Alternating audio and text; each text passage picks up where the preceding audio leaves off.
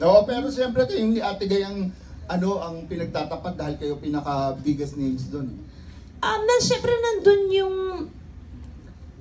Paano ko ba sasagutin? Hindi, Tito Mar, mas excited ako dun sa thought na nakagawa uli ako ng pelikula. So, have you seen the movie? Not yet. I don't know if I wanna see the movie. Though I'm confident that my film is nice. It's just that ayoko makita yung sarili ko. The trailer is so promising. In fairness, yung talaga po, thank you. Talagang plato, diba? So, good luck. Thank you, I need that. So, I hope it does really well and sana nga manalo ka. Sana po. Pero kung hindi man, to be able to be nominated with the one and only superstar, malaking bagay na po talaga sa akin yun. Sige. My best wishes. At sana next time teleserye naman tayo magkita ng press con. Sana nga. Ay, sana nga.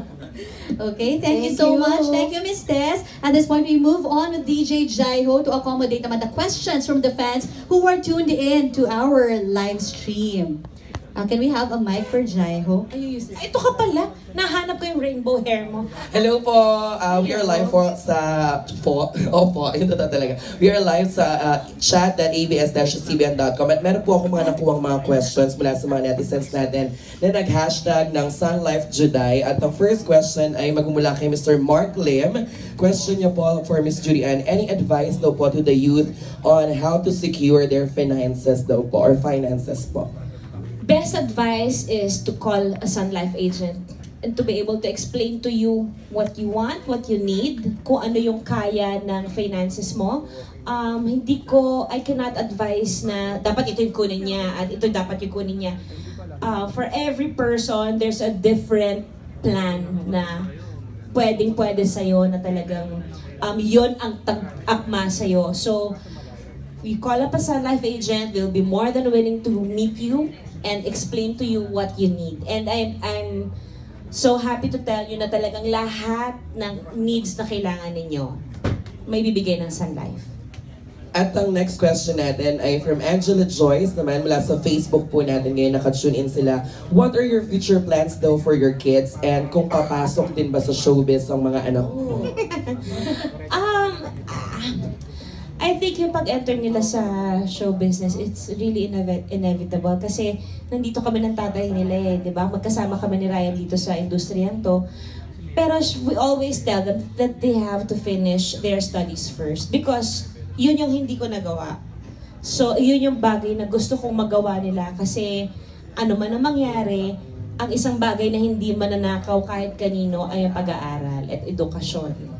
At syempre, kung meron tayo sa Facebook, meron din tayo sa Twitter na mga nakuhang question using the hashtag pa rin Sun Life Juday. Mula naman sa Twitter name, Shara P, ano daw yung mga fears mo ngayon na lumalaki na ang kids mo? Marami. Marami. Kasi nandun yung napapalaki mo ba sila ng maayos?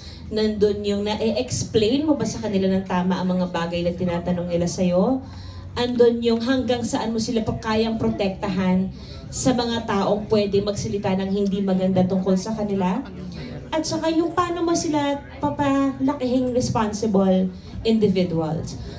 Iyon pa lang yung sa sarili pa lang. Paano pa yung mas malaking aspeto noon pag nagdalaga na, pag nagkaroon na ng heart problems. We are taking it a day at a time, playing it by ear. But now, we're focusing on trust. We want our children to have trust in us and to tell us whatever they want to tell, from their problems to the happiest moments to everything. Kasi pag yung trust yung nawala, doon magsisimula ng downfall. So we don't want that to happen. At yun na muna ang mga questions mula sa ating ABS-CBN chat box. Ayan, Miss Billy. Alright, ayan. Thank you so much.